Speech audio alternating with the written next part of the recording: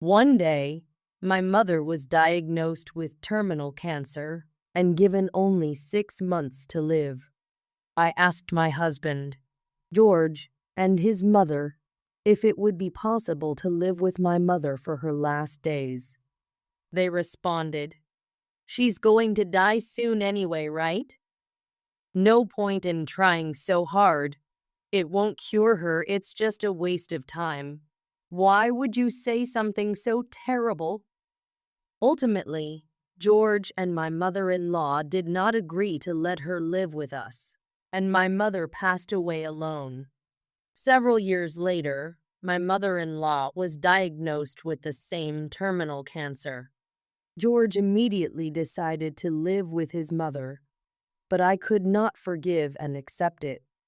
My name is Stacy. I am 35 years old. 8 years ago, I married George, who is 2 years older than me. We used to work at the same company, but I quit my job to become a housewife after we got married. In the early days, George was very caring, and I spent each day grateful to be married to him. However, I've always been a bit uncomfortable around my mother-in-law. She grew up a well-to-do lady without hardships, whereas my mother had a tough life growing up in a poor family. The two had very different values, especially my mother-in-law, who didn't think much of my mother. My mother-in-law and mother rarely saw each other, so there were no major issues for now. George knew his mother disliked my mother and promised, "If Mom says anything weird to Stacy's mom, I'll scold her. Don't worry." And indeed, when my mother-in-law spoke ill of my mother, George defended her, which was a great comfort and reassurance to me. However, there was one thing that worried me. Recently, when I visited my parents' home after a long time, my mother said, "I've been feeling off lately. I don't think it's an illness, though." Given her generally frail health, she seemed more worn out than before. Having more free time, I thought I might need to care for my mother soon. So I used my spare time to obtain a caregiver's certification. I wanted to be prepared to respond immediately when needed, and I asked George if I could work as a caregiver. "Sure, why not? Just make sure you take care of the house too." So I started working as a caregiver. 4 years into our marriage, when we were thinking about having children, I discovered I was pregnant. George and my mother-in-law were thrilled about the pregnancy. Everyone celebrated the new addition to the family. However, I still wanted to continue my caregiver work. Having seen my father pass away when I was young, I felt a strong desire to care for my mother myself if anything happened to her.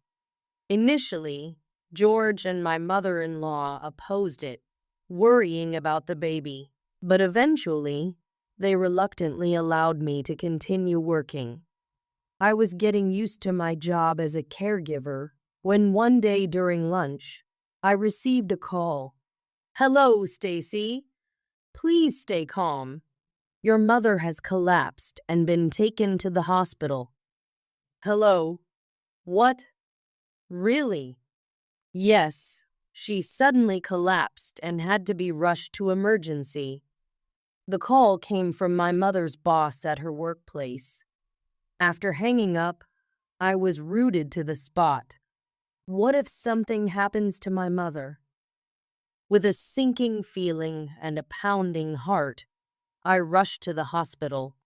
I was led into the doctor's office, where I was told, "Honestly, it's terminal lung cancer. Even with surgery and various treatments, she won't last long." The doctor continued, "We will keep treating her, but in the last month or so, you will have to choose whether she spends it in a palliative care ward or at home. She has expressed a desire to spend her remaining time with you." I needed to discuss this with George, so I returned home. George already knew I had been to the hospital. What did the doctor say? Terminal lung cancer, untreatable, and not much time left. Could we let her live with us for the last bit? I proposed this to George, but my mother-in-law, who was visiting our home, intervened. Why? She's already on her way out. Just leave her care to a facility. Clearly, my mother-in-law still disliked my mother. I couldn't believe her words. George, I hoped, would defend me, but he agreed with my mother-in-law. True, it would be uncomfortable to have a sick person in the house. Even so, I obtained a caregiver's certificate for times like this. I'm qualified and ready. Please, let me take care of my mother at our home. No matter how many times you ask, it's depressing just having that poor person around. And it's better to leave the care of someone dying to a hospital or a facility. My mother-in-law stubbornly refused the cohabitation. Mother is right. If you start caregiving, what about the housework? And I'll feel obliged to be considerate when I come home tired from work. Absolutely no cohabitation. Despite my desperate pleas, George and my mother-in-law did not approve of living with my mother. I returned to the hospital and explained the situation to my mother. I'm sorry. I wanted to live together, but George and his mother didn't allow it. As I recalled the rejection and my mother's treatment, I cried. Then my mother smiled and said, "What are you talking about, Stacy? I'm very happy that you tried so hard to live with me. Don't worry about anything." Hearing this, I could only cry out loud. If we couldn't care for her at home, I wanted at least to find her a good palliative care ward. After a desperate search, I found a suitable hospital nearby. From then on, I juggled work and house chores to visit my mother daily. But as much as my mother-in-law and even George disliked my mother, he never accompanied me on visits. Work keeps me busy, so I can't really show up. My husband had been refusing to visit, and he continued to do so even on his days off. It's your day off, so work isn't an issue, right? Won't you come to visit with me today? I tried to persuade him, but he responded with clear annoyance. Can't you just let me relax on my rare day off? And he declined yet again. Sorry, George, he didn't come again today. I apologized to my mother during one of the visits, but she replied, "It's perfectly fine. Having you come every day is enough for me. Plus, my coworkers and neighbors visit me too. I'm quite popular, you know." Despite her suffering from cancer, she tried not to burden me or George. One day, as my pregnancy progressed and my belly grew, I said, "Mom, you have to stay healthy until the grandchild is born, okay?" "Sure, but I can already feel that I don't have much time left." For the first time, my mother expressed her weakness to me. "Mom, please don't say that. I will cure you, and you will dote on your grandchild." I felt deep inside that it might be the end, but I couldn't bear the thought of my mother dying. From that day, my mother's health deteriorated daily, and one day, a nurse from the hospital where she was admitted called me. "Stacy, your mother is in critical condition. Please come immediately. She might not make it much longer." "I understand. I'll be there right away." As I hurried to the hospital, I called my husband, George, to inform him that my mother was in a critical state. but he replied, "Really? I'm busy with work, so I can't come," and hung up. "Mom, please hang on." Although she was still alive, she did not respond to my desperate calls. I called George again, hoping he would come to the hospital, but he snapped, "Enough already. I told you I'm working," and hung up again. His indifference was too much to bear. "Stacy." At that moment, my mother weakly called my name. I noticed and desperately called out to her, "Mom, Mom." But after that, she did not respond to my calls. In the end, without ever seeing her grandchild, my mother passed away after 6 months in the hospital. Not being able to care for her at home and not showing her grandchild were my deepest regrets. But I was grateful that I could be there for her in her final moments. Mom has just passed away. I called George again when my mother passed away, but he merely responded, "I see. That's unfortunate," without ever showing his face at the hospital. Furthermore, he didn't help at all with the funeral, acting as if it had nothing to do with him. "Hey, she was your mother-in-law. Couldn't you help out a little?" Frustrated with his uncooperative attitude, I confronted him, but he retorted, "Whether I help or not is my decision. How many times do I have to tell you, why should I help with the funeral of someone I didn't even like? It's your mother, so you should handle it, right?" His response was shockingly callous. I was so appalled by my husband that I decided not to rely on him for anything related to my mother. "Stacy, are you okay? If there's anything I can do, please let me know." During these tough times, only my aunt, who had come to offer condolences, showed concern for me. She also took care of the inheritance procedures, which was a huge relief. "Hey, Stacy, what's your husband doing? Your mother has passed away, and he's doing nothing." My aunt seemed concerned that my husband was not helping at all with the funeral arrangements or the inheritance procedures. "I'm sorry. It seems like he's busy with work." I could only manage to reply to my aunt, "It's not your fault, Stacy. Normally, a husband should support his wife and take care of things. Is there really a job more important than dealing with a loved one's death?" Moved by her words, I found myself crying. I had felt the same way, and hearing her say it aloud was somewhat relieving. I was truly grateful for my aunt's presence.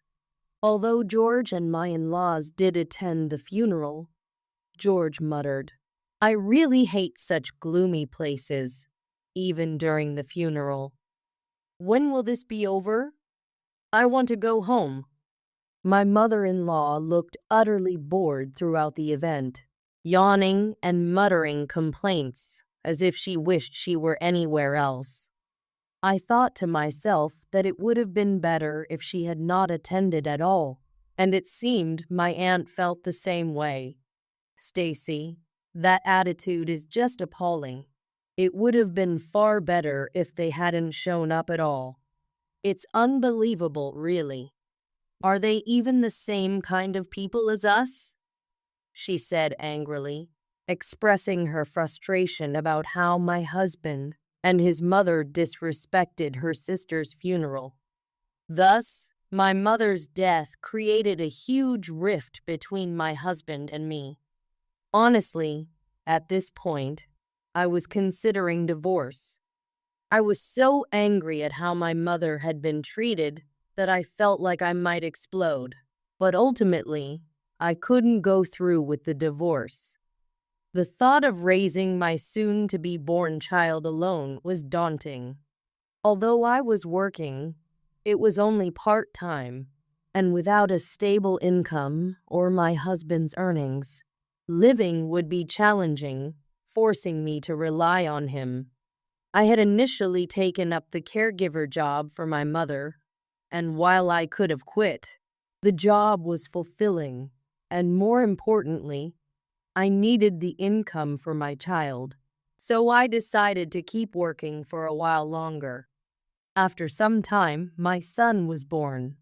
Seeing my newborn son, who somehow reminded me of my mother, I broke down thinking he might be her reincarnation. Stacy, you did well giving birth. Thank you. What a healthy boy. Even George, who was indifferent to others, and my mother-in-law, who was generally unenthusiastic, were very pleased this time. However, when my mother-in-law said, "You really did well giving birth. Now that the heir is here, we're set," I shuddered to think what she might have said if it had been a daughter instead. Due to childbirth and childcare, I decided to take a break from my caregiver job. My mother-in-law criticized, "How can a mother think of sending an infant to daycare? That's neglect." Not understanding that it's quite common for working parents to use daycare for infants nowadays, she clearly had outdated views. Having lost my mother to cancer, and with no one to help look after my son, and lacking the ability to earn enough money on my own, I reluctantly quit my job as my mother-in-law suggested. Looking back, I regret not considering other options, like asking my aunt, who had helped with the funeral, to look after my son while I worked. Eventually, I resumed my caregiver job when my son was old enough to attend daycare. I still had much to learn about caregiving and felt a strong attachment to the profession, so I returned to work during the hours he was at daycare. Life went on without major issues, and watching my son grow, I often wished I could have shown him to my mother, but I comforted myself thinking she must be watching over us from heaven. 4 years after my mother's death, George came home earlier than usual one day, saying he had something important to discuss. It was rare for him to initiate a conversation, so I felt a bit anxious. "So, what is it?" George started. "Listen carefully. Mom has collapsed." Hearing this, I thought to myself, good. She finally got what she deserved for how she treated my mother. But then George added, "It seems to be terminal cancer. The same lung cancer as your mother. There's nothing that can be done, and she doesn't have much time left." He looked somber as he continued. "So, what now? Where will she be treated?" George replied, "Mom's last wish is to live with us. So, I've already arranged for her to move from her house to ours. Please take care of it." Shockingly, George had decided to live with his mother without consulting me first. It was such a sudden announcement, and I couldn't accept it. Live together? I wasn't informed about this at all. I challenged him angrily. "So, I'm telling you now, or what? Are you planning to oppose me living with my mother at our home?" I had no choice but to be astounded by my husband George's response. Didn't he remember what he had said when my mother was in the same situation a few years ago? "Of course I'm opposed. Don't you remember what happened when my mom was in the same situation? What did you say? You said it was tiring to have a sick person in the house, unless you plan to take full responsibility yourself. I assume you're just going to dump it all on me again?" I confronted George with these words, but he replied, "I'm too busy with work to be there all the time. Plus, We couldn't live without my income, right? Stacy, caregiving is your profession, so you should quit your job and take care of my mother. Clearly, George intended to leave all the caregiving responsibilities to me. While I can't deny that his income supports our normal lifestyle, I was so angry that I threw back at him the very words he and my mother-in-law had said to me back then. Why should we bother taking care of your mother in this house if she's already on her way out? I have my own job, so I can't be bothered. The moment I said that, George's face turned red. How dare you speak about my mother like that? He shouted. I'm just repeating what you and your mother told me years ago. Why should I have to live with your mother? I retorted sarcastically. It's natural for a daughter-in-law to take care of her mother-in-law. My mother is practically your mother too. What nonsense are you talking about? My real mother is already dead, and your mother is nothing like mine. George was making no sense, so I countered him. That might be so, but it's normal to think of your mother-in-law that way. There was no way I could treat my mother-in-law the way he suggested, knowing how horribly my own mother was treated. If that's what you're saying, then you take care of your mother entirely by yourself. I absolutely won't help. I told George bluntly and headed to my son's room. Our loud argument had surely been heard by my son. When I entered his room to check on him, he asked, Mom, are you okay? Sorry, did you hear us arguing because we were speaking so loudly? I said while stroking his head. I'm okay. I'm just sad to see you look so sad, Mom. I'm on your side, Mom. Even though he was only 4 years old and probably didn't understand the details of our discussion, he tried to comfort me. My son was such a good child, yet his father couldn't muster the decency to consider others. At that moment, I made a decision to protect my son, who stood by me.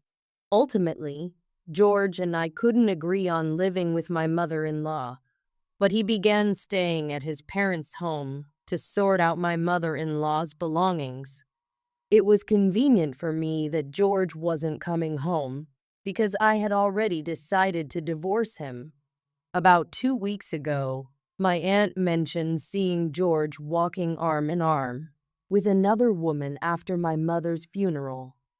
Stacy, I think your husband might be cheating on you. Despite my anger during my mother's illness, I had stayed with George for my son's sake. But I couldn't stand it anymore after hearing my aunt's suspicions of infidelity. I enlisted my aunt's help to hire a detective agency to investigate. The agency found clear evidence of infidelity. It really was true. I can't live with him anymore. I showed the evidence to a lawyer introduced by my aunt and asked for legal representation.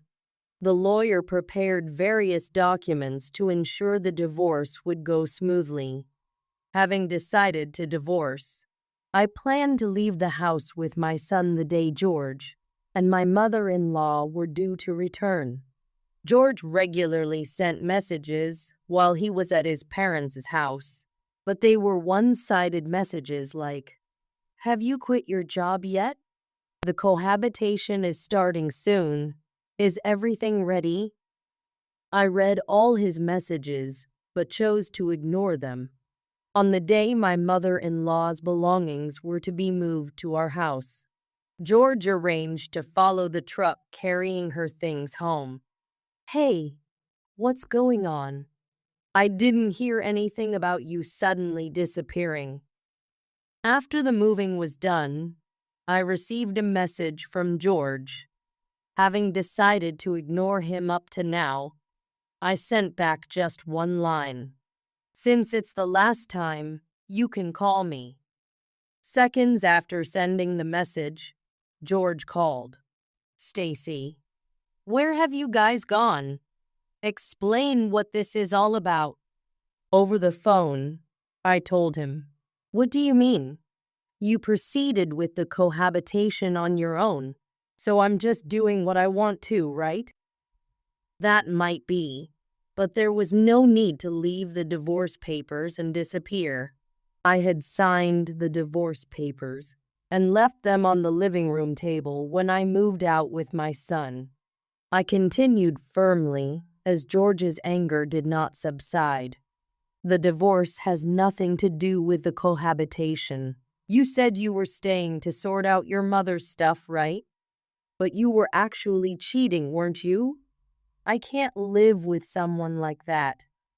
George fell silent as if his earlier fervor was a lie. "So you're silent now, which means it was true. Remember my aunt? She saw you cheating." "What? That was just seen by chance. It might not be true." "Thinking you would say that. I had my aunt help me, and we had a detective agency investigate your cheating." "Indeed, she was one of your colleagues, wasn't she? Did you think I would always do as you say? You're sorely mistaken." My serious anger finally seemed to reach George. Perhaps realizing he had no more room to argue, he said, "All right, I hear what you're saying, and I'll listen properly. So come back home. I regret the affair, and I'll apologize properly. I'll also reconsider living with my mother. Please come back." George appeared quite desperate, but I felt a sense of vindication. "Sorry, but my son and I have chosen to become strangers to you. From now on, please talk through my lawyer. Don't expect me to answer if you call me." With that, I hung up the phone. Even as George continued to rant to the end, I ignored it. After hanging up, I felt relieved in an apartment.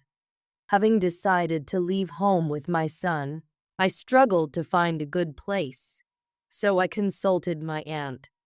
"Why don't you live in one of the apartments I own?" My aunt kindly offered us a room. "I'm really sorry for relying on you for everything." "Don't worry about it. It's natural to want to help a dear niece and her child. But I regret not speaking up sooner when your mother passed away." Hearing my aunt's words, I couldn't help but cry. Back when I was pregnant with my son, all I could think about was how financially challenging it would be if I divorced then. I deeply regretted not divorcing my husband sooner and relying on my aunt, as it would have spared me the frustrations I experienced back then. "It's okay. I'm here for you now. Let's keep moving forward together." Seeing me in tears, my aunt must have sensed something and comforted me with those words. With her support, I was ready to proceed with the divorce from my husband. 3 days later, my lawyer called, suggesting, "Your husband has been calling nonstop, but he seems unwilling to agree to a divorce. It seems we're at an impasse, so let's meet and settle this once and for all." I'll be there too, of course. Although I never wanted to see my husband again, I agreed since the lawyer would be present. The meeting was set at the lawyer's office. On the day of the discussion, I left my son with my aunt and went to the lawyer's office alone. When I entered the room, my husband and the lawyer were already seated. "This scoundrel! How dare you just leave like that?" My husband immediately started yelling as he saw me, but the lawyer calmed him down and got him to sit back down. "Today, we need to discuss 3 main topics: the divorce itself, compensation, and child support." The lawyer started. but I expected that my mother-in-law would also come up in the conversation. The discussion began, and I calmly asked my husband, "When will you sign the divorce papers and submit them to the city hall?" "What are you talking about? I've told you I don't want a divorce. Is this because you want me to take care of your mother?" "Don't make me say it again. It's natural for a daughter-in-law to care for her mother-in-law." As usual, my husband was spouting his nonsensical beliefs. "Unfortunately, there's no such rule, and to think you wouldn't divorce after cheating is astonishing. Cheating has nothing to do with this." "No, it very much does. You wouldn't let me live with my mother, but you unilaterally decided your mother should live with us and assumed I would take care of her while you went off to have fun with another woman. Let me make this clear. I am neither your servant nor your housekeeper, nor am I a dedicated caregiver." As our argument escalated, the lawyer intervened. "What will you do, sir? If you continue to refuse the divorce, we can take this to court. It's up to you, but let me be clear, you have almost no chance of winning. Any lawyer you hire knowing it's a losing battle would be hard to find. Even if you find one, it will be costly." Faced with the lawyer's blunt statement, my husband's face turned pale. It seemed he was finally reflecting on his actions, but it was too late. "Is there really no chance I can win?" "No, I can assure you, you will lose. We have ample evidence of your infidelity." Crushed by the lawyer's final word, my husband slumped. Eventually, realizing he had no way out, he agreed to the divorce. The settlement included $30,000 for infidelity and monthly child support payments, and the divorce was finalized smoothly. My husband's affair with his subordinate came to light at his company, thanks to someone I used to work with in the same department. The subordinate ended up resigning, and while my husband wasn't fired, he was moved to a less important department. With the responsibility of caring for his mother and frequent absences from work, I heard from a former colleague that he was struggling to make the compensation and child support payments due to his decreased income. His financial struggles were compounded when his affair became public, leading to his transfer and a significant salary reduction. He ended up working night shifts just to make ends meet. Consequently, he had to give up on caring for his mother at home, moving her to a palliative care ward instead, which further strained his finances. Apparently, he has lost a lot of weight due to stress and lack of food, bearing little resemblance to the man he once was.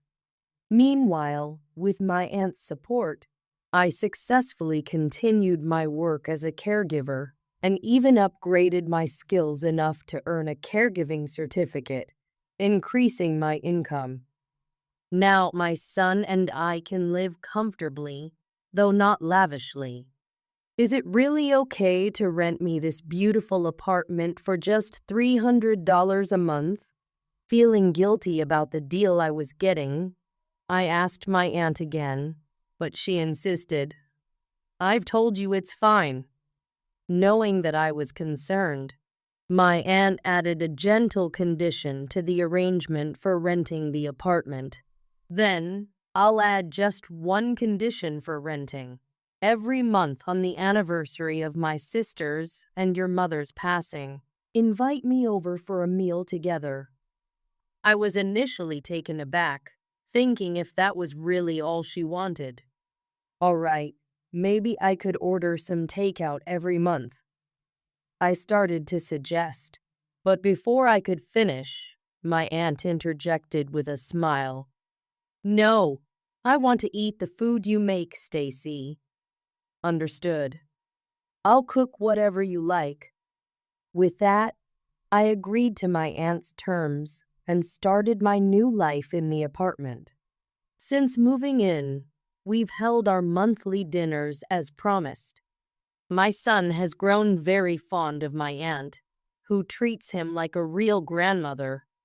I look forward to maintaining this wonderful relationship with my aunt as my son and I continue to live peacefully.